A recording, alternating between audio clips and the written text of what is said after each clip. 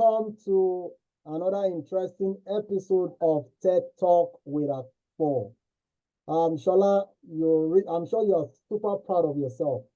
Can we welcome Shola with a round of applause? A round of applause for Shola.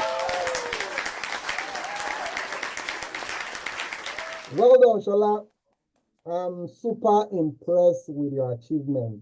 You know, it took me a while to come to that decision. I'm reviewing different actors, and I finally concluded that my tech actor of the week is going to be Shola Amusan. And I will tell you two things that you are doing that is amazing, that stands you out. You know, the number one of it, I think, comes from your days in Microsoft. For you to take your time, dedicate your time in training people for AI is exceptional. Long before AI became pure water, you emphasized when AI, how important AI is going to be in future, and you took your decision at that time and actively involved.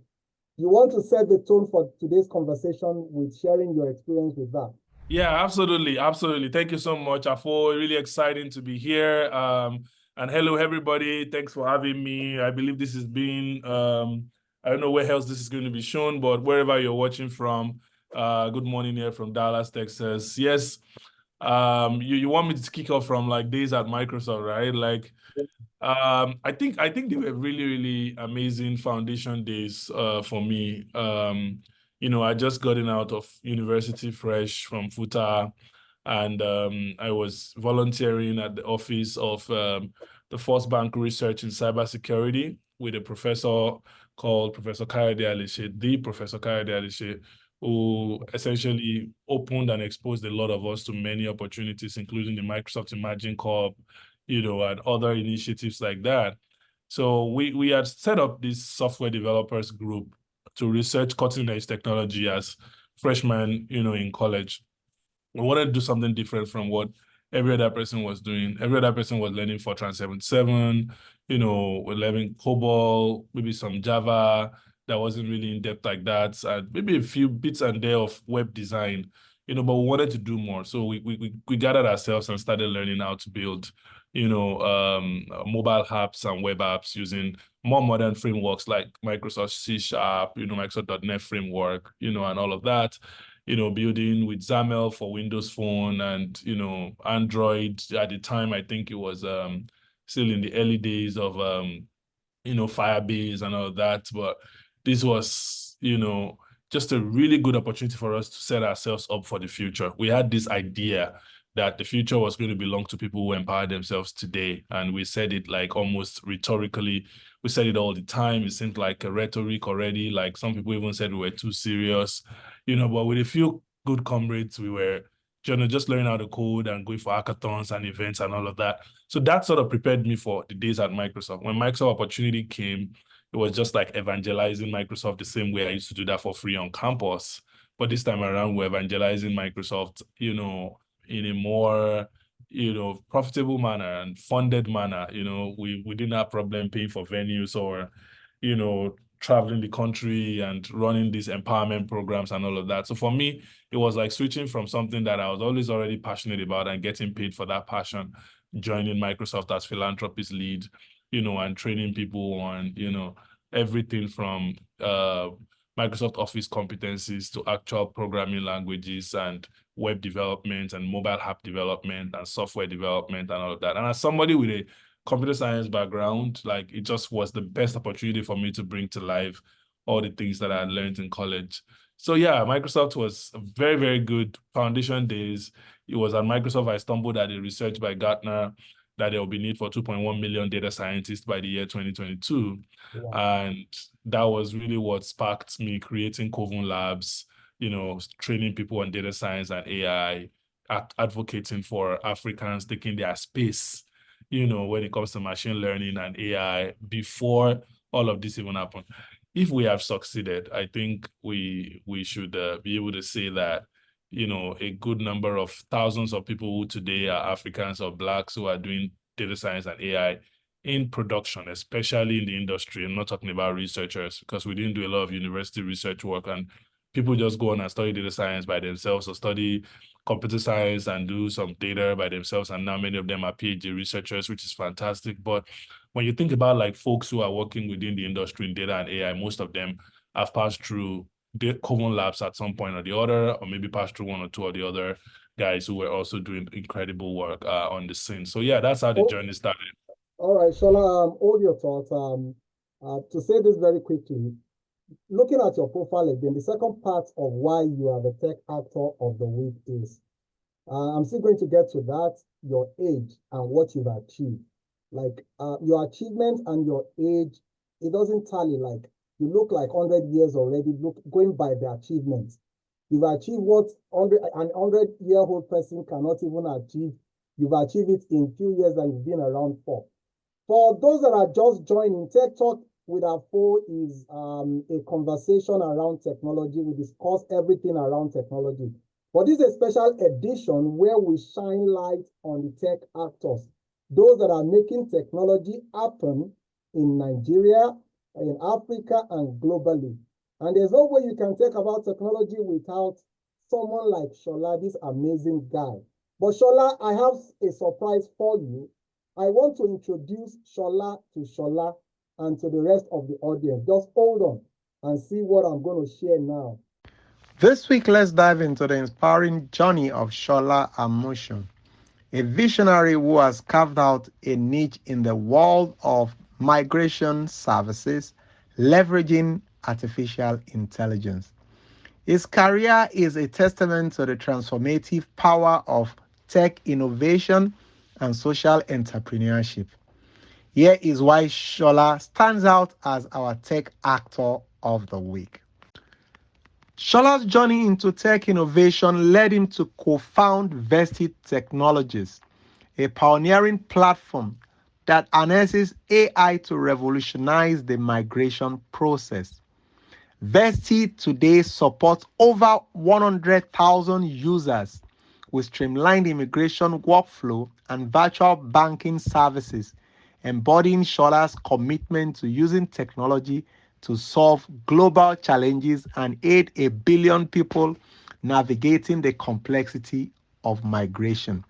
Today, Vesti is the number one sought after immigration consulting services operating from Africa. Immigration is a very complex journey, and according to the United Nations Office on Migration, there are about 300 million immigrants living in a country other than where they were born, with about 36 million new immigrants on the move every year to top 10 destinations in the world. This complexity is something that we as co-founders of Vesti have experienced firsthand, and the difficulty is something we are removing using our app, Vesti app, to basically alleviate the legal and financial problems that people go through when they are trying to move abroad. During his tenure at Microsoft, Shola spearheaded the transformative projects that left indelible marks on the tech landscape. He led Accelerate Labs initiative, empowering 2,500 businesses with essential technology, and the Nigerian Women Tech Stars program, which significantly boosted tech skills for 7,200 women. These initiatives not only propelled technology and adopting, but also fostered substantial development within the tech community.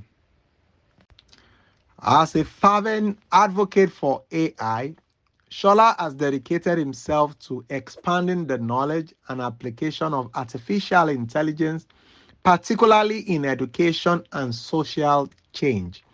His effort culminated in the formation of Nigeria's first AI program, which trained over 3,000 junior AI experts, showcasing his deep commitment to nurturing future tech leaders. Shola's impact stretches far beyond the borders of Nigeria. His leadership roles in major international forums, including his presidency at the 8th African Youth and Governance Conference, have allowed him to shape policies and drive discussions that enhance technology and youth empowerment on a global scale. Shola's journey is not just about advancing technological application. It is about creating meaningful change that impacts societies and economies. His ongoing contributions continue to inspire and catalyze growth in the tech community, making him as an exemplary figure in the global technology space. Let's celebrate this amazing guy called Shola, celebrate his achievement and the profound impact he continues to make. All this is what makes Shola our tech actor of the week. How do you feel? Yeah, I mean, I feel flattered, really. I feel flattered in many ways. But thank you. I appreciate you. Thank you for doing sort of like a compendium of that, just showing all of that. But I mean, I feel flattered. I feel like there's still so much work to do. And yeah, I'm grateful for the privileges that I have had and the opportunities to be able to do these things. But I still feel very, very strongly that there's just so much more that can be done, as long as there's breath in our nostrils. Yeah, a lot to do actually, but it's important for us to appreciate ourselves, right?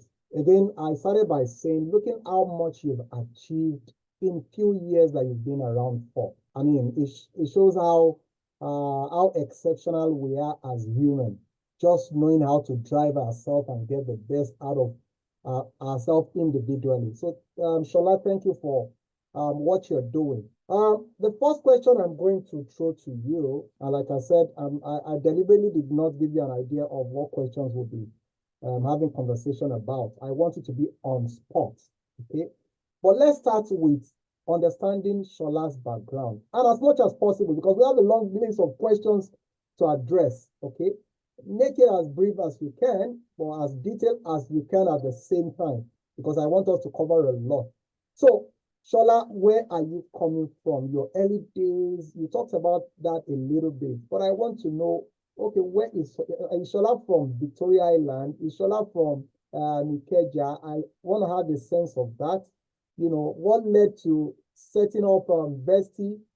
How did the journey, how did it start? Well, it's been an interesting story. Yeah, I was born in Osun State. I was born in Ile-Ife. Essentially, I'm from Modakeke in Osun State. I was born at the General Hospital in Ile-Ife. If you want to go by biographical approach to it, well, I'd say a little above 3 decades ago. So, essentially, I'm someone who grew up in Modakeke, and eventually I went to high school in Oshogbo, in Ife and Oshogbo eventually. A very good part of my growing up was influenced by of course, by my parents, but also by the Modakeke Ife crisis, the most recent I was going to iteration. ask about that, but thank you for mentioning Yeah, I think in many ways, I think it really influenced like how I began to see life. There were interventions around development workers. My dad was volunteering for UNICEF and UNESCO as part of community mediators for the crisis. And, I got to know about nonprofit work like really early. There was also a massive campaign for HIV or against HIV and AIDS, like in the late 90s, that sort of like drove, or I would say in the early 90s, early to late 90s, that really drove the passion for me to be in nonprofit. For instance, I volunteered for the first time for the Society for Women and AIDS in Africa, as a 9-year-old, So all of this like really set me up for, doing development work and all of that at a really early age. I joined a nonprofit called Life Vanguards in high school when I was in Oshogbo. I was in boarding house, so I was part of this nonprofit, and it was the first time I heard about Ford Foundation and their exchange program, and these guys would bring, young people from the UK to Nigeria and take young people from Nigeria to the UK. We were so young that we couldn't we had to be 18 to be able to be part of that exchange program. But we were part of the guys who welcomed like these young people who were coming from the UK and those who were going to be traveling. So I learned really quickly about things like decision making, when tomorrow comes, preparing yourself for the future, and all of those kind of things. Like really at a young age, they will share pamphlets with us. I think at the age of 14, I was asked to write an essay competition article. The title was Youth Insecurity in Africa, the Way Forward. And it was my first time of hearing the word insecurity.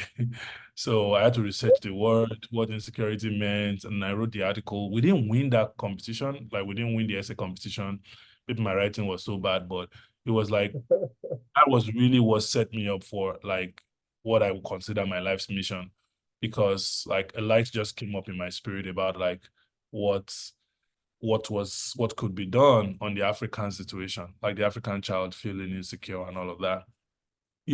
So that became the foundation. 2, 3 years later, by the time I would write JAMB like 2 times and not make it, I decided to go and do a diploma in computer technology in OAU. And that diploma in computer technology really prepared me for all the things I'm doing in tech today. It was the best opportunity for me. I was not a degree student. I was a diploma student. The program was short. It was 6 months, 2 semesters, very, very fast, focused on, development and programming and all of that. And just prior to that, my mom had bought this computer she was using for computer center. So I'll type up like project work for people. I'll type up like several hundreds of pages of theology, thesis for people. I'll type up school work for my dad's school, like exams and tests.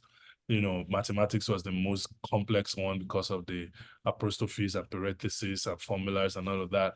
But all these things got me ready. Like I had like 6 CDs of Microsoft Encarta, Microsoft Britannica. So I was always like reading stuff and just like exploring and doing all of that. But that was not my first time of actually using computers. I had used computers in my high school because I was a boarding student. And because I was a boarding student, there was a computer lab that was free on weekends. You just like sneak into the computer lab and just play around and do all kind of things. So by the time my parents would buy their own computer, it was already like, I was the computer whiz in the house who could do all the, printing and typesetting and desktop publishing. I ventured into Macromedia Flash, did a little of Dreamweaver, and the diploma program just cemented everything for me. The diploma program got me ready. And I was going to now switch from biological sciences because I wanted to be a pharmacist to computer science because I had failed JAM twice. So I went on to FUTA. I went on to FUTA to do computer science, and as a year one Honestly, student. I think they should scrap JAM. Honestly, many of us, we have so many bad stories about taking JAM. I know, Go I know, ahead. I know. Yeah, I mean, I think what they wanted to do was they just wanted us to be rounded, and it was maths that was messing me up every time, and eventually I would then do maths. Like, I wasn't even doing maths initially. I was doing Fikem Bio and English at first, and it wasn't working, but eventually that same maths was what I eventually now went to do. Anyways, the story goes like that. And I went to FUTA, and when I got to FUTA as a year one student, I was already very conscious, very aware, because I'd gone to OAU, a much bigger school, as a diploma student, much more like buildings and facilities, and I saw mainframe computers, and all of those things. So by the time I got to FUTA, we were more conscious, and we were surprised that they were still teaching us Fortran and COBOL all over again. So we were rebels, a few of us, Tomiwa Ijara, Iwande Adigbola, Dr. Shobande, Shegun Emuleomo, Iwande, and a couple of people. We put ourselves together and said, you know what, we're going to set up we called it the Software Developers Research Initiative for Nigeria. So that group then, very difficult name to pronounce. I believe that I received it from God, so I set it up, and I was like, regardless of what it sounded like, so these research institutes, which eventually turned to a research initiative because we were university students and we couldn't be starting an institute as university students, according to the dean of faculty, the dean of students. It was like, how can you set up an institute when you guys are still students? So we decided to change it to initiative. So we were teaching each other Java, teaching, C++, C#, all of that. We trained about 2,400 of our colleagues that year, won a 1 million naira IT training scholarship as like 18-year-olds, 20-year-olds, from HIIT in Lagos. We ran a couple of conferences, invited people like Benga Sheson and other people, mentors who brought them in. And it was just like, so you see that the trajectory of someone who grew up in a very small community started changing based on like exposure to things like the nonprofit I told you about, access to computers, being able to see the world. Like I already like reading Encarta, reading Britannica. I already knew that like I couldn't just be limited to this Southwest Nigeria. I couldn't just be limited to this Southwest, or West Africa. I couldn't just be limited to Africa. Like my destiny was the world. I had gone through the Atlas. I knew so many countries around the world. I'd written poems about the Scandinavian islands without even going to Ghana. Like so all of that, like I think that just from that one corner, from where I grew up, I think it made a difference, just getting exposed. I think education, as we always say, is the hope of anybody. It's like the best beacon that you can give to anybody. Like if you don't fix it, like you're just making a mess of everything. Like if you can just educate people, you don't need to give them any other thing. If you can just educate them, like they will figure out every other thing. Like it's so important. It's the reason why I'm committing my life to like lifelong education, and helping people to get access to it as well. So all of that happened. Then FUTA, we, won awards on campus, trained people, got really exposed, traveled to other countries. In 2010, I won a competition called the Global Student Entrepreneur Awards. I'd written my first book as a 20-year-old during the ASU strike, and the book that inspired me to write my book is a book called The Secret Black Book of Wealth. It's a small book by a lady, I don't even remember her name right now, but she had written that book called The Secret Black Book of Wealth, and she came to our campus fellowship and spoke. And so during the ASU strike, I had written an article called "Are You Branded or Stranded?" And then the article won't stop. Like it kept flowing. I wanted to write more, and then I thought, okay, this could be a book. So I wrote my first 128-page book called "Are You Branded or Stranded?" and published it in the year 2020. And that really helped because on campus, I became more popular. I published this book, and I tell people, like, people look at these things as, something that, is so out of reach, publishing a book and all of that. The perspective for me then was that as an 11-year-old, I had a book that I had written, but I gave it to a publisher and the publisher lost it. So when the publisher lost it, like it's been on my heart ever since to say, okay, I'm going to write a book at some point. I had a couple of audio CDs from like speaking on campus and all of that, but this book was inspired by the Secret Black Book of Wealth, and I would eventually publish it, I think, summer of 2020. And when I published 2010, I meant to say 2010, that's like 14 years ago. So when I published the book, it went viral on campus. I did a launch of the book. I, sold like copies. I made my first million, doing that year. You made your first million while you were still in school? I was a year 3 student on campus. Already a millionaire from school. Oh my God. So I made my first million, and then this competition happened called the Global Student Entrepreneur Awards. A friend of mine from campus fellowship had asked me to recommend somebody who can recommend a couple of entrepreneurs. He didn't think I was one. He just said I should recommend a couple of entrepreneurs who can compete. So I wrote him 9 names, and then he asked me to give 10 names. So I wrote him 9 names and asked him if I could be the 10th person, and he said yes. So I said, okay. I put my name as the 10th person, and then he invited us to the competition. I left from Modakeke that day because I think it was during a holiday or ASU strike. So I left from Modakeke that day in the morning. I took a bus. My parents took me to the bus stop. I took a bus from there to Lagos, and I arrived at the venue at 8:45 a.m. On Allen Avenue, Adeniyi Jones precisely. I arrived roundabout Adeniyi Jones, went there, and I still got there earlier than people who were living in Lagos. So I mean, we were part of that competition, and eventually, the long story short, because the story of the competition is another story entirely, but long story short, I emerged the winner of that competition, and that became like my FOIA, my first like opportunity to win an international competition. I didn't get a US visa, so you see why I'm doing what I do now. I didn't even get the interview dates to be able to come and collect that award in Kansas in the US. So I missed that opportunity, but they still sent me like my certificate and all those things like that. I went back on campus and people thought I went to America, actually. I didn't bother.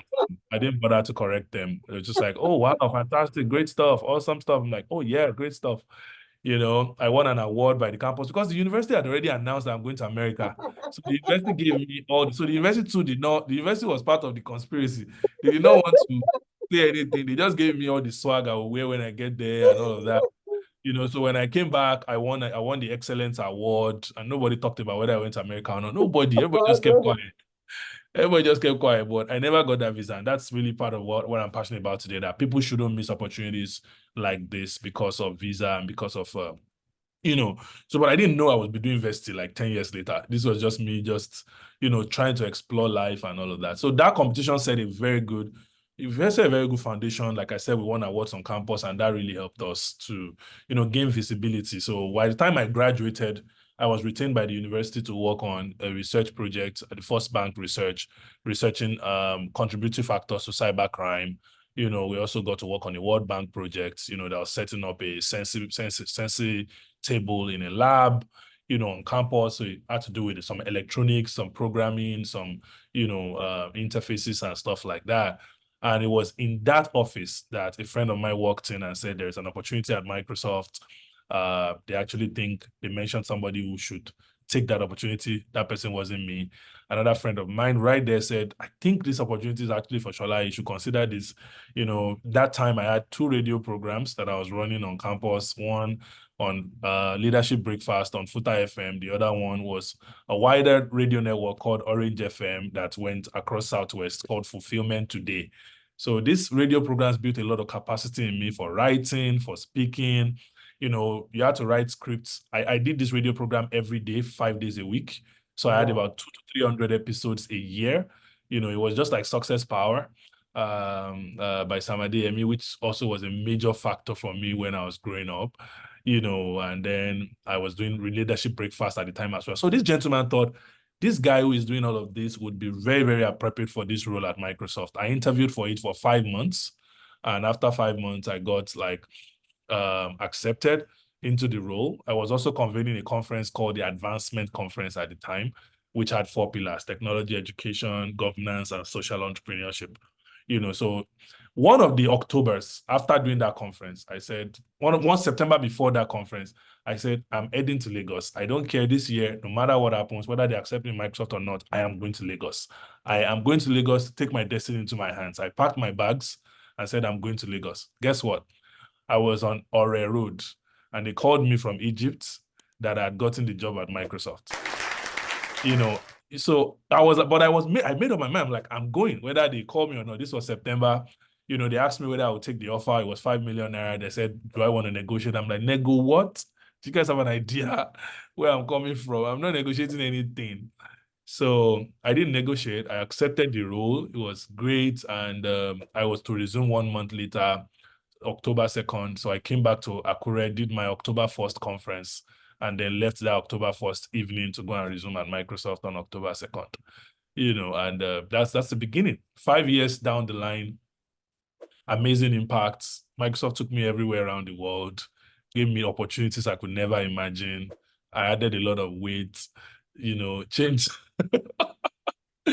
It was crazy, incredible. Showed me what Lagos looked like, Lagos. Okay, so talking about the Lagos as much as you can, right?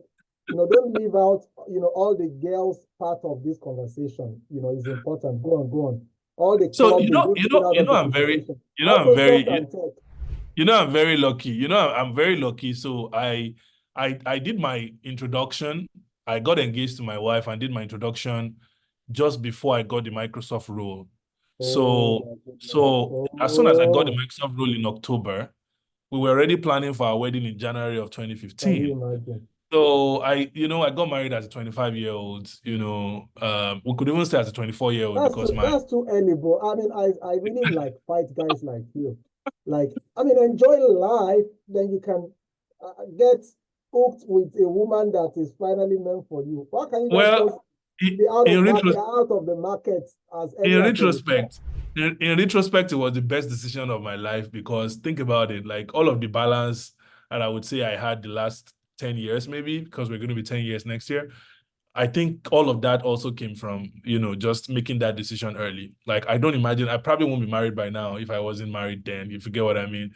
There's just like, and I know I have many friends, no aim to shade them or anything, but I have many friends who are like, they're still like trying to make that decision now. They're doing well, they're successful, and it's just really hard for them to make that decision now. So it was really helpful.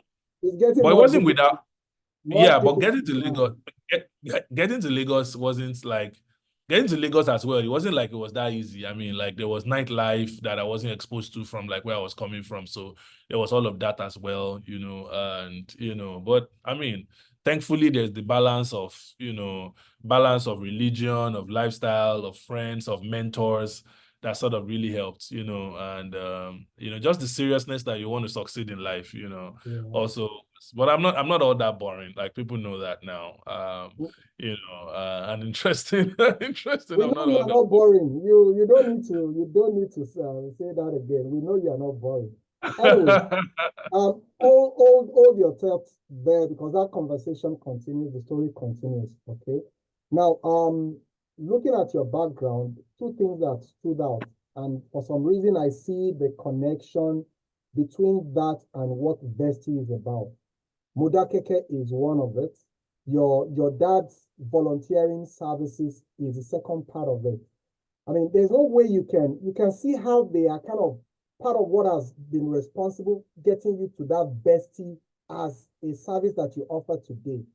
I can imagine what the days of Modakeke and Ife, how it, revolves around your thinking when you were making Vesti decision. Your denial of visa back in Lagos, which nobody knows knows about in school. Putting all of that together obviously was responsible for Vesti. But as important as that was, I want you to think through this second question I'm going to ask you, right? See it from Nigerians' point of view, particularly the president of Nigeria, right? The government of Nigeria who are doing everything to hold on to Nigerian stars, to Nigerian talent. Then you have somebody called Shola Vesti, who is so committed to getting all Nigerians out of Nigeria. Okay, because if you look at your service is primarily going after the bright minds. So if you take all the bright minds we have out of Nigeria, what are we going to be left with? If you are one-on-one with Tinubu today, I'm still trying to understand how you want to defend this position. Yeah, I always say that, first of all, what we are building is providing access for anybody who has the ambition to emigrate anywhere on the planet. And what that means is that we're not just attracting Nigerians, we're attracting South Africans, Kenyans, Ghanaians, we're attracting Americans who want to go and live in Europe, we're attracting Europeans who want to go and live in America. So it's from anywhere to anywhere. But because we're Nigerians and we started out from Nigeria, it's sort of like okay for anybody to think that that's really just what we are focused on. But that doesn't change the fact that, there are still going to be concerns about why are you taking out the brightest minds? And what I'm saying is, well, what I have always been about is that you need to think about the human first as a human before you think about them as a Nigerian, a Ghanaian, a South African. The human has a potential, and that potential must be fulfilled in an environment that enables that potential to be fulfilled. You need to be able to fan the flame. If you take a candlelight now and put it beside the ocean breeze, it's going to blow it out. If you put a candlelight and put it in a still room, you're going to enjoy the scent and everything. So you need to let people be where their potential is going to really, really shine. And that could mean that they're going to have to move anywhere else on the planet. And you see these barriers, these boundaries that we all call countries today, they were not there before. Humans had the chance to be able to emigrate everywhere. You could go from, like, if depending on the account of creation that you believe, you could essentially go from the Garden of Eden to the ends of the earth. That's the mandate. The mandate is to expand and go everywhere, and just dominate, everywhere, on the planet and even outside the planet. And we'll talk about that later. But the fundamental thing is that at this time, it appears like you are taking the brightest minds out of Nigeria, but what you're doing is you are preserving the brightest minds.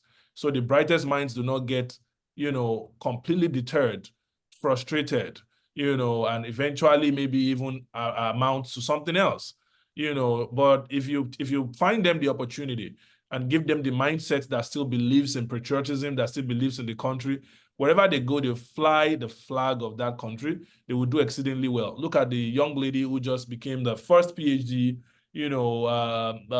what's in the field right now, in a very unique field, I think a couple of days ago. I don't know if I still have that information, but first PhD, first female PhD in a certain very rare field. Like all this, that was all the time. Like you keep hearing Nigerians Africans all over the world doing remarkable stuff, and as long as they continue to flag that, fly that flag, I think that's what is fundamental. Also, for people who really believe that, to build Nigeria, the Nigerian diaspora has a significant responsibility. The more empowered the Nigerian diaspora is, the more, likely that Nigeria is going to achieve its own development. Would there be people who need to still stay back home? Absolutely. Like, we're not even accounting to take all 200 million Nigerians elsewhere. No, Nigeria is going to be 500 million people by the year 2050 or thereabout. These 500 million people, the question is, the land is not going to expand, the mineral resources is not going to expand, but we're going to have human capital expanding. So humans are going to expand. There's going to be many more humans who are going to give birth to more children. We should actually begin to think about like humanity as a service. We should begin to think about like talent as a service. We should begin to think about the kind of multilateral agreements or bilateral agreements that Philippines is signing with the United States, that the Indian government is signing with the United States to export talents to all those places. So if our universities are good at churning out master's degree holders, then we should be good at finding them spots all around the world for them to excel. That's really what we are doing fundamentally. So people can say, oh, it's brave. I mean, the president said it in a very casual way. I mean, a lot of people are not fans of President Tinubu, obviously, but he said it, if the doctors go, we're going to train more doctors. Like, he's saying it, even though he might be saying it with a lot of like, or as people assume, a lot of ignorance to say, oh, why would you say that to make your doctors go? Everybody wants to attract doctors. But if you think really deeply to that very controversial statement, you would see that, what actually should be done is intentionally creating structures that continue to empower people, send them around the world, and have those people headquarter the value that they are gaining around the world back home in Nigeria. There is a model like that, and there is a world where we can actually build that. So our goal, and it's not just about Nigeria, our goal is to be the go-to, the preferred provider of legal and financial services for the next 1 billion immigrants. These 1 billion immigrants will come from everywhere. They will come from Nigeria, from the Philippines, from Southeast Asia, from Indonesia, from Ghana, from Bali, from Comoros, from Curacao, from Russia, from everywhere, all the islands around the world. And they will come to, capitals, like economic capitals of the world to exchange value, whether temporarily or permanently. And we want to be the platform or the operating system that makes that possible. Your response was spot on. I mean, all the questions I have prepared for you, like, are questions I don't think you would have the right answer for. But this one, you actually have it spot on. Interestingly, I did an article on this like 4 months ago, trying to connect the power of diaspora to the development of many countries around, the developed countries that you have around the world today, right? I mean, the one at least we all can relate with is India. The reason why India dominates the tech space, right? Silicon Valley and everywhere today, the CEO of Google is who? The CEO of YouTube is who? The CEO of, do you understand? You can go on and on. Microsoft is an Indian. Is the power of their diaspora. Now go back to India today. Manufacturing is now moving from China to India. And I heard Foxconn, for example, will be opening up a factory in India. One of the reasons why they are doing that is because of the talent pool that they have in India. And the good part is most of the people you are moving out of Nigeria today, anybody that leaves Nigeria from, age 15 above, your mind and soul will still be where? Nigeria. Development of Nigeria is always number one in their minds. Now, for some of our guys that are just joining, I'm having a conversation with Shola. Is a tech actor, is a professional. He also works with his brother. We're going to talk about your brother. They are combining technology and knowledge to improve immigration services. Because of people like Shola is why guys are not washing plates, doing Uber driving, not doing. So there's one that is very popular growing up. Oriolori, all of those things are not happening again, thanks to Shola. The first thing people will tell you is go and marry one Akata when you get to US and all that. But that has changed because of Shola. I want to use myself as an example, as a direct beneficiary of this amazing guy.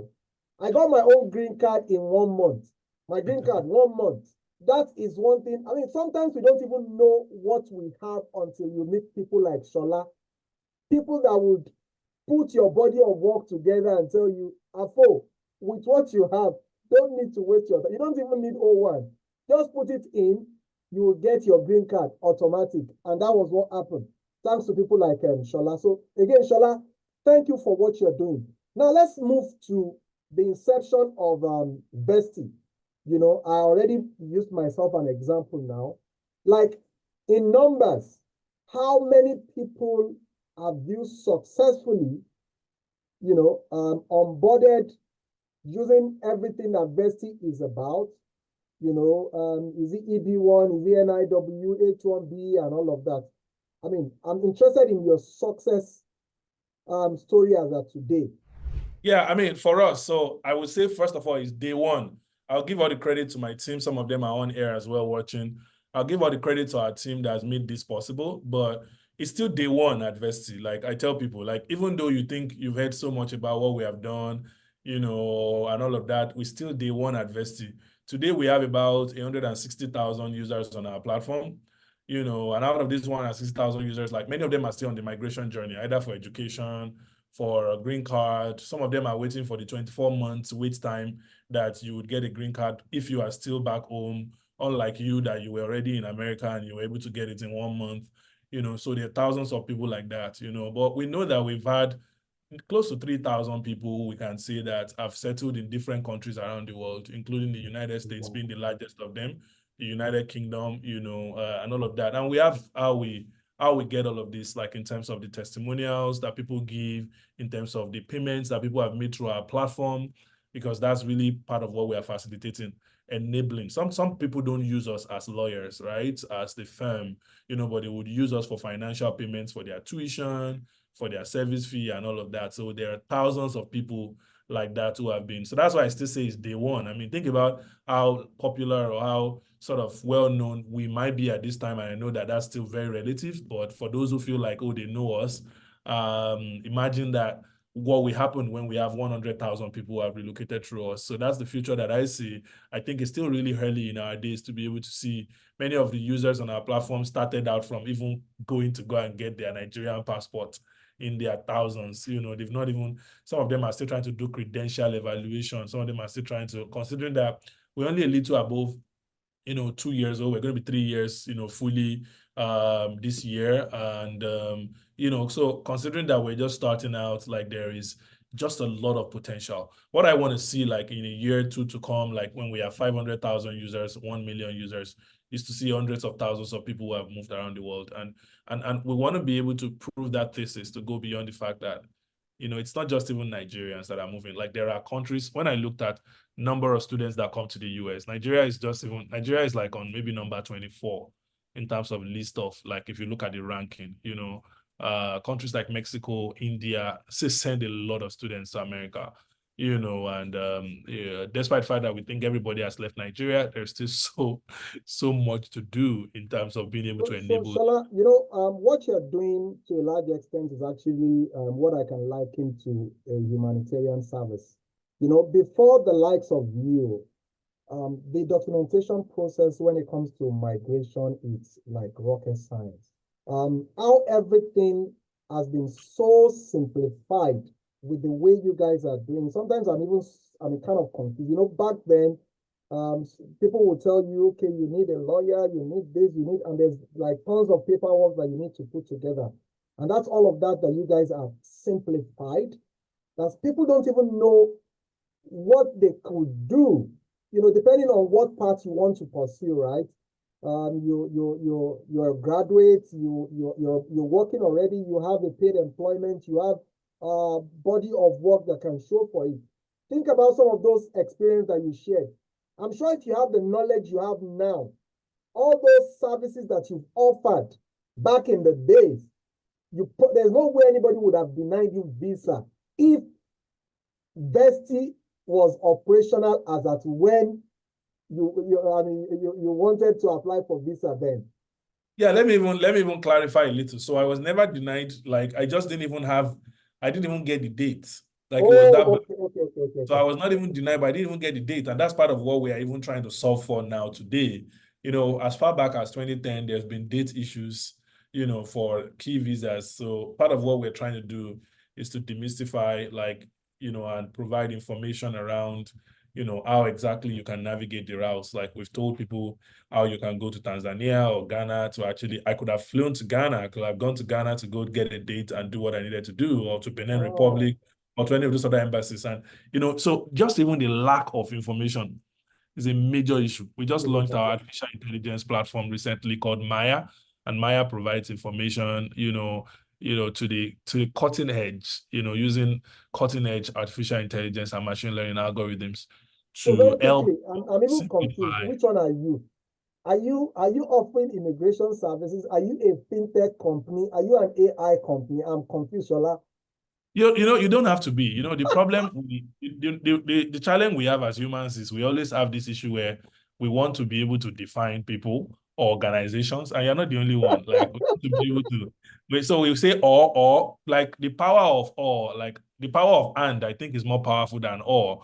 So for us, we believe we are a full purpose technology platform. We can use any type of technology, to be able to serve our customers. The most important thing is that we're serving our customers. So when we found out that we saw that we really needed to provide, information, at the speed of concern to our customers. And we figured that the way to do that is to use artificial intelligence. If that makes us an AI company, then we are an AI company. When we found out that we needed to provide not just immigration support, but financial services to our customers, and we started issuing cards and banking services. You call us a financial platform? Yes, we're a financial services platform. When some people thought that, okay, maybe we're just going to go the route of remittances and all of that, but now they saw us growing really big on the US green card, UK Tech Nation, and all of these other visa types. They called us agency or immigration service provider. If that's what they think, then that's what it is. But what I found out, Afo, is that as you continue to grow and as you expand, do you call Google a search engine company, or do you call them an AI leader, or do you call them an advertising leader, or do you call them, do you get what I mean? So I think in the space that we're trying to operate, and for the potential of what we're trying to do as a billion-dollar company, we believe strongly that whatever serves our customers is what we will be building. We could launch an airline tomorrow. We could go ahead and decide to, as long as it serves the purpose of what we're trying to do with humanity. Our mission, however, remains the same: to be the provider, Virgin of provider. Africa in the making. I don't know. Yeah, you said so. I don't know. But Everybody knows I'm if a friend to Shola. you hear that, Everybody knows I'm a friend to if you hear Shola. that outside, at least you will know we said it first here. So pretty Everybody knows I'm a friend to Shola. much. I'm happy to have many tech friends. One of the reasons why I'm really shining light on you guys, there's no way you can deny me again that I don't know how it's not possible. Anyway, so Shola, there's something these guys said, Jensen of the CEO of NVIDIA, or what's the name of the company? There was Yes, this controversial statement in one of his speeches, I think it was in Dubai, that he said, asking kids to go learn coding and computer science, right? Any of this, programming language that we do that is now a waste of time. It's a waste of time that these are things that AI will do in future. That you don't need to have programmers again and all of that. What's your thought about this? Yeah, so I think the point he was trying to make is that when I was growing up and I told my mom what I wanted to become, like, it was pharmacy. That's what I said I was going to become. My mom could never imagine that I'll be building a migration company, or be building my migration fintech today. So I think the key thing is that our parents were able to instill into us skills that can make us to become anything the future demands. So I had read the book Gifted Hands as a 7-year-old. I had read the book Richest Man in Babylon before I was 10, and some of those key things, like, sort of positioned me and got me ready. And I think that what Jensen was trying to say there is that we should teach the skills of the future to our kids: critical thinking, appreciation for technology generally. So it might not directly be coding, because, think about it. The whole idea of coding is you are instructing a computer with machine language, and with language that is close to human language enough for us to be able to make sense of it. But with natural language processing right now, you can literally ask a computer program to write itself. And with that kind of recursive self-development, you really wonder if people should be learning coding anymore. So that's the point he was trying to make. Like, what we'll need in the future is much more than coding. I listed a couple of careers, that because sometimes I play as a futurist. I listed a couple of careers that I think are important in the future. Some of them include like consequence management, incidents management for robots. How do you manage when there's an accident? You know, some of these things are like extremely important. The act of being busy. How do you, some of us have to learn the science of being busy. We have to learn the science of appearing important, because like these are things that robots will do for us in the future. So we would have to learn how to, if we would ever go to work, to just be, people will have to learn to pose that they are working, because they're actually not working, because machines are doing everything. So if you think about a utopian future and you think about what we should be teaching our kids now are things like creativity, resilience, the ability to, and we should teach them as skills, not just as qualities. Sorry to cut you short, have you ever also made this part of your thought process, right? What would happen, particularly looking in the direction of terrorism, right? Weaponization of AI, how does that play out in the future? You're always thinking about. Yeah, so you have two opinions. You have two options when you think about the future. You can think about a utopian future, a dystopian future. Those who are optimistic think it's going to be a utopian future, and I'm one of those people. So in the same way, like when AK-47s came, like they were 1,000 times more powerful than using stones and spears, right? You know, and they brought a magnitude of war and a magnitude of destruction. The same way with artificial intelligence, you would be really, really naive to assume that it won't bring another magnitude of destruction, like, you know, in its own way. But in the same way, if you think about that, there are also like things that we were able to manage as our civilization evolved. And it's not like, you know, despite the fact that there are issues of gun control issues and all of that, especially in America, you know, if somebody had been told maybe about the potential destruction that an AK-47 could cause on the day it was invented, the person would have thought about it and said maybe the whole world will not even exist anymore. That's what the person would, and the person would have been right in some way. But somehow the evolution of our minds was able to create things like the United Nations, you know, create things like negotiations, Cold Wars, and all of those issues. And none of those things are good. They're just like the devices that represent us, that represent our humanity sometimes. And those vices are things that clearly, you know, we could do better on. But in the utopian future that I see, I also see a great many controls and guidance and guardrails for the development of artificial intelligence. You know, I see entire laws, constitutions being made. I see areas being preserved where artificial intelligence must not be used. I see entire countries legislating that there will be conservation areas where robots must not get access to. I see, you know, so there's a lot of things around that, policies, you know, that would help. You know, this whole concern that we have about artificial intelligence is going to be completely diffused when we realize that our only chance of being able to leave this planet, for those of us who care about leaving this planet, is actually going to be possible because of artificial intelligence. The whole idea that we can create another creation to go and test out another planet for us, which is in the name of unmanned area vehicles, unmanned, you know, robots, unmanned humanoid robots, essentially, that are built for that environment.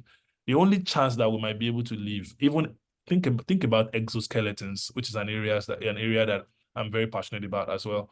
Think about exoskeletons and the whole idea that this human flesh, I'm going to go a little biblical. You know, Apostle Paul was saying that we have these treasures in earthen vessels. You know, this intelligence is in earthen vessels. Today makes it, I think, I don't know if I'm correct, but it's been over. Who were they talking about today? Okay, that was Yaradua. But I was watching a video today about Steve Jobs' last moments, and Steve Jobs has died now over, I think, over a decade. You know, that we've lost Steve Jobs now. Think about that amount of intelligence, you know, just being lost to pancreatic cancer because of this earthen vessel. So if you think about like what Elon Musk is doing with Neuralink, what we can achieve with exoskeletons, we can have like human consciousness, continue research, and go and do amazing things at the edge of our galaxy. You know, we can decide to send off an entire population, you know, to go and try out what's going on in Mars. So you have to think about that. You have to think about all of that, you know, to be able to appreciate like the value of what artificial intelligence will be able to do for us. I think this is what I've been looking for, right? I have that sense of assurance now that AI is not necessarily going to be as bad as some people also make it look like, particularly when you look at it from the negative aspect, right? You started a promising initiative in Lagos, training tech talents for the global stage. How is that shaping up? And why is that also important to what Vesti is about? Yeah, I think one of the things that are very important for us, and we need to do more of that, is that as an organization, we design pathways for, let me start like this. We believe very strongly that people should go to countries that want them. You reduce a lot of kinetic energy, you reduce a lot of burnt energy wastes if you can go to a country that wants you. Like if Germany is actually looking for you, that's where you should go to. Don't be struggling to come to America. If France wants you on a special program, if Dubai wants to give you a golden visa, the UAE wants to give you a golden visa, that's where you should go to. So on that premise, we found out that countries are actually selfish. All these countries you want to move to are actually selfish. They're looking for a type of talent. And many of them want to have competitive edge in technology and several other things. So if you want to be able to serve the deficits that those countries have identified, then you have to empower talents for them. So we train talents, we're empowering talents so that we can export those talents. We're training those talents so that they can be good enough, in quotes, for those countries. And they can also, prosper in their own, direction as well. So it's one of the many, many things that we should be doing. And my other company, Works, allows us to be able to do this even at a larger scale, empowering, tomorrow's workforce with artificial intelligence skills. You can't be building an AI model now, a language model, a large language model, or researching something that is even for consumers, and you apply for the O1 visa or the EB1 visa and get rejected. Like they want people like that. So it's almost like what do you call it now? Like a secret sauce. If you think about blockchain technologies, think about all of the cutting edge technology, mixed reality, augmented reality. If you're building or researching any of these things, nanotechnology, biological sciences, and modern biology, or maybe neuro linguistic pathways or whatever. Like if you're building or researching in any of these fundamental areas, electric vehicles, energy and all of that, you already set yourself up to be able to move anywhere on the planet. Like because many top countries around the world are looking for cutting edge researchers, entrepreneurs, players within this particular space. And you want to be that person, then you can be that person. So we want to spread all those kind of initiatives around even more and let people know that rather than eating your head against the wall, applying to the US 10 times, applying to the UK 5 times, and wasting a lot of money, all you need is to find out what do these countries actually want? Who are they looking for? And that could help you to be able to position if you are somebody who is really keen on migrating. Yeah, so in your entire process, I don't know if you have that already, but if you don't, it's something I will sincerely ask for. That sense of give back, that sense of responsibility to Nigeria.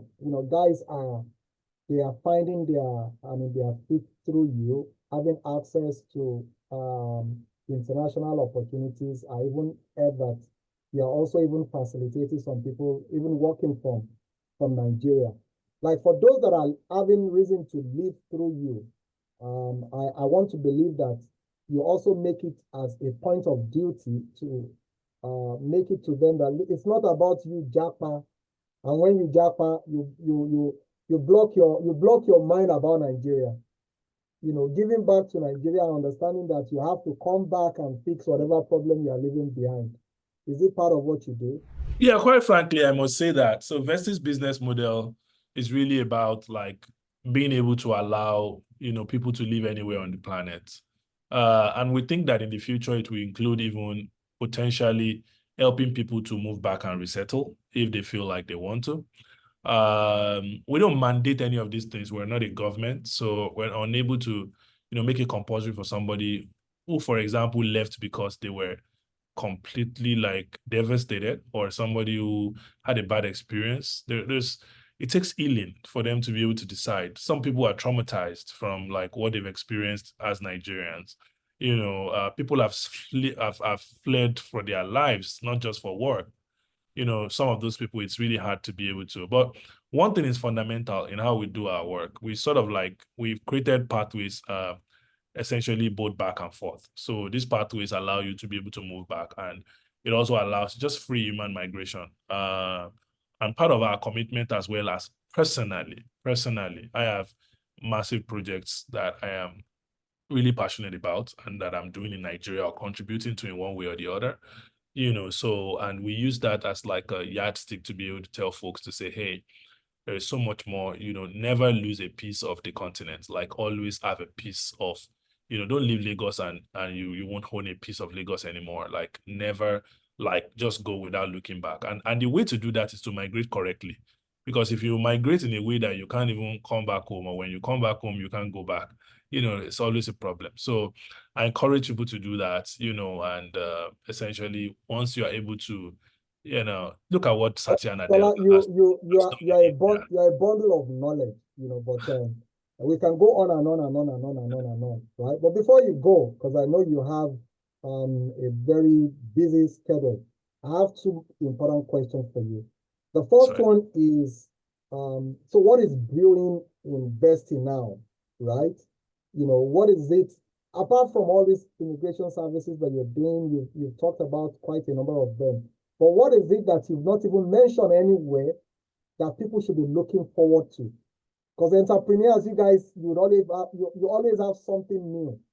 I know, right? So, I mean, if I said it here already, that means I let the cat out of the bag. But what I would say is that, there's a lot coming on the horizon. We have a product roadmap, and we share it quite publicly often. Like, if you check, like, on our app, you will see things that are coming soon and all of that. We just launched a savings product for Nigerians who want to save to move abroad with a very, very attractive annual return.